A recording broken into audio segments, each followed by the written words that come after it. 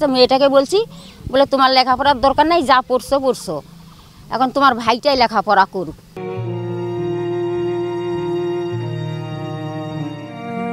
আমার মা আমাকে কষ্ট করে লেখাপড়া করাইছে, আমার ভাইকেও লেখাপড়া করতেছে।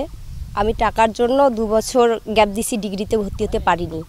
আমরা 5 ভাই বোন, আমার 3 বোনের বিয়ে হয়ে গেছে, আর ওরা লেখাপড়া করতে পারে নাই, কারণ আমার মা আমাকে কষ্ট করে লেখাপড়া করাইছে ইন্টার পর্যন্ত। আর পাচ্ছে না বলে আমার লেখাপড়াটা বন্ধ করে দিয়েছে। আমাকে পড়াতে গেলে আমার মা আমার ভাইকে পড়াতে পারছে না, তার সমস্যা হচ্ছে, কষ্ট হচ্ছে, এবং সংসারের যে চাহিদাটা সেটা পূরণ করতে পারতেছি না। তো আমি চাই সরকারের কাছে একটাই আবেদন, আমার ভাইকে যেন তারা সহযোগিতা করে, তাকে যেন মানুষের মতো মানুষ করতে পারে আমার মা। নাহিদের মা আমার যা হয়, বড় যা, ও মাঠে কাজ করে, মানুষের বাড়িতে কাজ করে, আবার ওর মাটি কাটার কাজ আছে, এগুলো করে ওদের সংসার চলে। এইভাবে পরিশ্রম করে ও নাহিদের পড়ালেখা চালায়। নাহিদ ভালো স্টুডেন্ট, অনেক ক্ষেত্রে সে স্কুলেও ছাড় পেয়েছে, তাই ওর মা পরিশ্রম করে ওকে পড়ালেখা শিখাচ্ছে। সে চায় যে ওর ছেলে শিক্ষিত হোক, ভালো হোক। রহিমউদ্দিন ভাই চিকিৎসা বিনা চিকিৎসা মারা গেছে। সে অর্থনীতি অবস্থার কারণে সে চিকিৎসা করতে পারে নাই। তার স্ত্রী আছে, স্ত্রী খুবই কষ্ট করে মানুষ করতেছে ছেলেগুলাক মেয়েগুলাক। ছেলে একটা, মেয়ে 4টা, যে মানুষ করতেছে। 5টার মধ্যে 3টা মেয়ের বিয়া দিছে। সে কোথায় থাকবে, কোথায় কি করবে, এরকম কোনো ব্যবস্থা ছিল না। তার একটা সরকার, মাননীয় প্রধানমন্ত্রী একটা ঘর দিছে, সরকারি ঘর, সেইখানে থাকে। তার ছেলে বাইরে লেখাপড়া করে, লেখাপড়ার কারণে কোনো অবস্থান থাকে না। এখন এই জন্যে মেয়েটার আপাতত আইএ পাস করে লেখাপড়া বন্ধ করে রাখছে, ছেলেটার লেখাপড়া করতেছে। 2023 সালে আমাদের উচ্চ বিদ্যালয় থেকে, অর্থাৎ খাটুরিয়া উচ্চ বিদ্যালয় থেকে মোট 25 জন A+ পেয়েছে। তার মধ্যে নাহিদ একজন।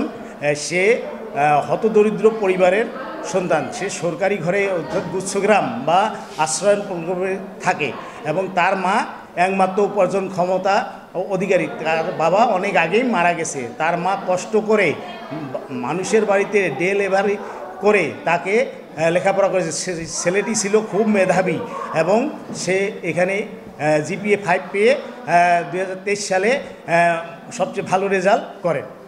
হ্যাঁ, মা তার লেখাপড়া জানে না, কিন্তু সে লেখাপড়ার প্রতি অনেক শ্রদ্ধাশীল। তার সন্তানকে মানুষের মতো মানুষ করবে এই আশা ব্যক্ত রেখে সে কিন্তু মানুষের বাড়িতে দিন রাত পরিশ্রম করত। আমার স্বামী যখন মারা গেল, তখন মনে করেন আমি কাজকর্ম করি, বাচ্চাদের খোয়াই।